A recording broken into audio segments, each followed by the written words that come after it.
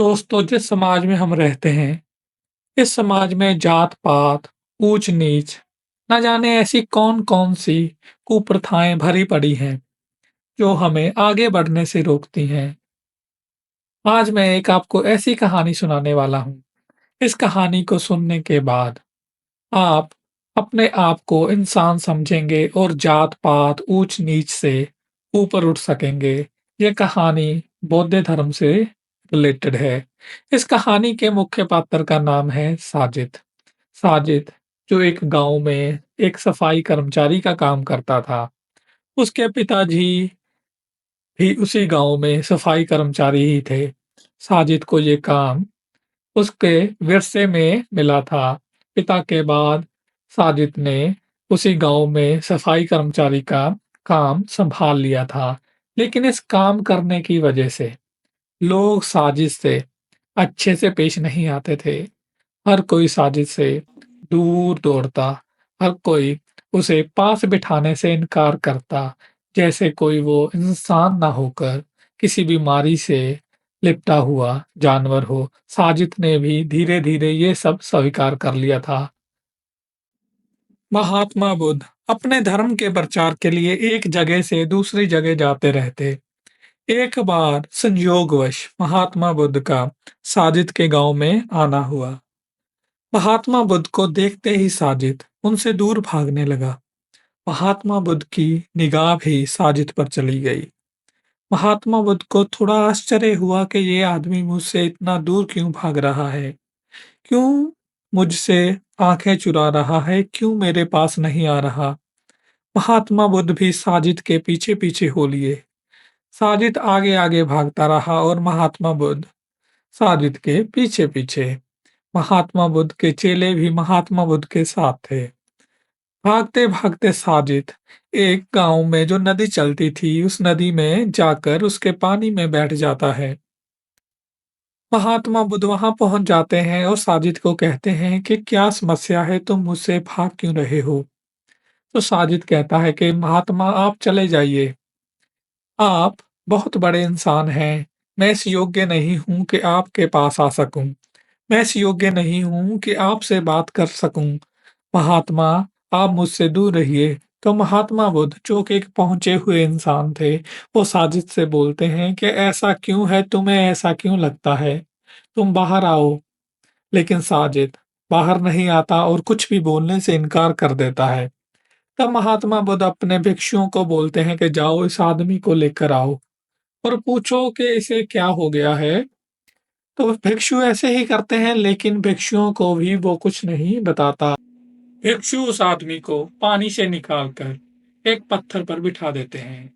जो गांव के लोग होते हैं वो भी महात्मा बुद्ध को कहते हैं कि इस आदमी से दूर रहिए, लेकिन महात्मा बुद्ध किसी की कुछ नहीं सुनते। महात्मा बुद्ध बड़े ही प्यार से उसके सर पर हाथ रखते हैं और कहते हैं, बस बताओ क्या समस्या है, क्यों दौड़ रहे हो मुझसे, या फिर अपने आप से दौड़ रहे हो? तो आदमी बताता है कि महात्मा जी, आप बहुत ही उच्च कुल के हो, आप तो राजा के परिवार के हो। यहाँ तो गाँव के साधारण लोग भी मुझसे कतराते हैं, वो मुझसे बात नहीं करते, मुझको देखकर रास्ता बदल लेते हैं, मुझको देखकर खाना छोड़ देते हैं कि जैसे मैं कोई जानवर हूँ या मुझे कोई बीमारी लगी हो, सब मुझसे दूर भागते हैं। मैं इस गाँव का सफाई कर्मचारी हूँ। मैं इस योग्य नहीं हूँ कि आपसे बात कर सकूँ, मैं इस योग्य नहीं हूँ कि आपकी उपदेशों को अच्छे से सुन सकूँ, मैं इस योग्य नहीं हूँ कि आपके चरण भी स्पर्श कर सकूँ। महात्मा बुद्ध, मैं तो इसलिए दूर से आपको देख रहा था कि आप एक सिद्ध पुरुष हैं और शायद आपके दर्शन करके मेरा भी जीवन संवर जाए। महात्मा बुद्ध ने कहा, तो तुम क्या काम करते हो? आदमी ने कहा कि मैंने पहले ही आपको बताया कि मैं तो सफाई का काम करता हूँ। महात्मा बुद्ध मुस्कुराए। महात्मा बुद्ध मुस्कुराकर कहते हैं कि तुम तो हमसे श्रेष्ठ हो। तुम सफाई का काम करते हो क्योंकि हम सब तो गंदगी फैलाते हैं, तो तुम तो हमसे श्रेष्ठ हुए। तुम क्यों अपने आप को हीन भावना से भरे हुए हो? जो आदमी सफाई का काम करता है, हम सब गंद फैलाने वालों को साफ-सुथरा रखता है, इस समाज को साफ रखता है, वो हमसे श्रेष्ठ हुआ ना कि नीचा। महात्मा बुद्ध की ओर गाँव वाले देख रहे थे और गाँव वालों ने फिर रोकना चाहा तो महात्मा बुद्ध ने कहा, नहीं, ये आदमी हम सबसे श्रेष्ठ है और आज के बाद ये आदमी मेरा शिष्य बनेगा, मेरा भिक्षु बनेगा। तो आदमी कहता है कि नहीं, मैं ऐसा नहीं कर सकता क्योंकि आपके सब भिक्षु उच्च कुल के हैं। वो तो महात्मा बुद्ध कहते हैं कि तुम फ़िक्र ना करो, जो मेरे भिक्षु हैं, ये अब इंसान को जान चुके हैं, ये इस दुनिया को जान चुके हैं। इनके मन में अब कोई ऊँच-नीच, जात-पात नहीं है, इसीलिए ये मेरे भिक्षु हैं। कोई भी ऊँच या नीच नहीं होता। ये मेरे भिक्षु इंसान को इंसान की तरह देखते हैं और ये दया भावना से भरे हुए हैं। तुम्हारे ऊपर किसी भी तरह की कोई आँच नहीं आएगी। तुम्हारे साथ हमारे जो इस समूह में कोई भी भेदभाव नहीं किया जाएगा। तो साजिद महात्मा बुद्ध की बात सुनकर महात्मा बुद्ध के साथ वो दिए चलता है और मन ही मन में सोचता है कि इतने अच्छे आदमी मेरी ज़िंदगी में आए हैं, तो मैं अपना पूरा जीवन इन पे नश्यावर कर दूँगा।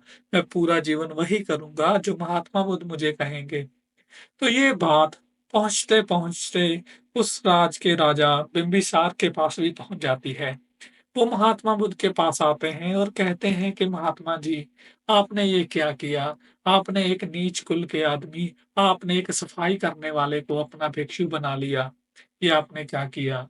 तो महात्मा बुद्ध कहते हैं कि हे बिंबिसार, तुम्हारी सोच ऐसी कैसे हो सकती है?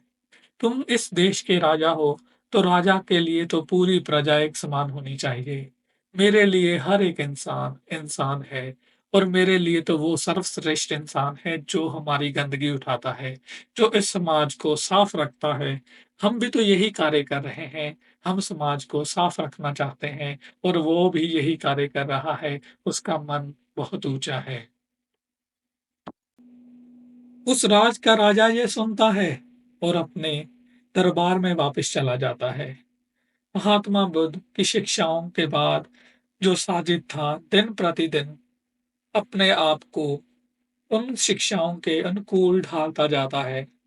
दिन प्रतिदिन उसे महात्मा बुद्ध की शिक्षाएं जो हैं उसके जीवन को बदलती रहती हैं और एक दिन ऐसा आता है कि वो लोगों को शिक्षाएं देने के लिए, धर्म प्रचार करने के लिए तैयार हो जाता है। वो इतना अच्छे से धर्म प्रचार करता है, इतने अच्छे से वो महात्मा बुद्ध की शिक्षाओं को समझा होता है कि लोग भी उससे बहुत प्रभावित होते हैं।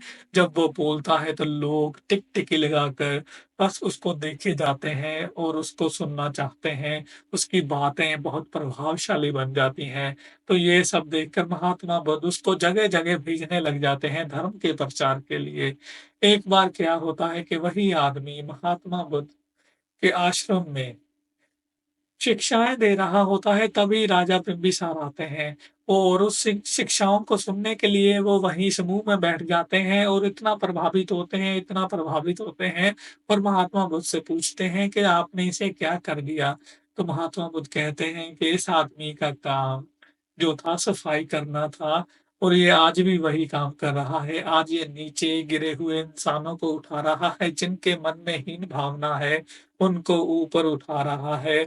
जो अपने आप को समाज में दबे-कुचले समझते थे, आज वो इनकी इसकी बातों को सुनकर अपने आप को समाज में एक समान समझने लगे हैं। इसीलिए मैं कह रहा था कि इंसान को इंसान ही समझना चाहिए, ना कि उसे काम के आधार पर या वो जिस वर्ग कुल में पैदा हुआ है, उसके आधार पर उसे देखना चाहिए।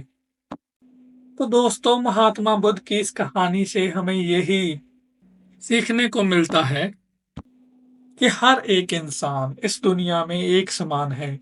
हमें किसी भी इंसान को उसकी जाति, धर्म, रंग, या वो किस कुल में पैदा हुआ है, के आधार पर नहीं देखना चाहिए, क्योंकि इंसान तो इंसान है। वो कोई भी काम करे, उससे वो इंसान के दर्जे से नहीं नीचे गिर जाता। हम इंसान को चाहे वो कोई भी काम करता हो, किसी भी समाज में पैदा हुआ हो, इंसान समझकर इज़्ज़त, मान, सम्मान देना चाहिए। हर एक से प्यार से बात करनी चाहिए, हर एक के साथ मिलकर रहना चाहिए, जैसा कि महात्मा बुद्ध ने इस कहानी में किया। अगर आप हिंदू धर्म की बात करें, उसमें भी श्री रामचंद्र जी ने भीलनी के जूठे बेर खाकर। ये सब हमको सिखाया है कि समाज में कोई भी जाति प्रथा जैसी कोई चीज़ ही नहीं है। ये तो हम इंसानों ने बनाई है। पता नहीं कहाँ से हमने ये बना ली। हमें हर एक को एक समान आज से देखना है। आज से हर एक इंसान को हमें बराबर समझना है। हर एक इंसान एक जैसे खून से बना है। तो दोस्तों इस कहानी में इतना ही। अगर आपको ये मेरी कहानी अच्छी लगी हो तो इस वीडियो को लाइक और सब्सक्राइब किए बिना मत जाना।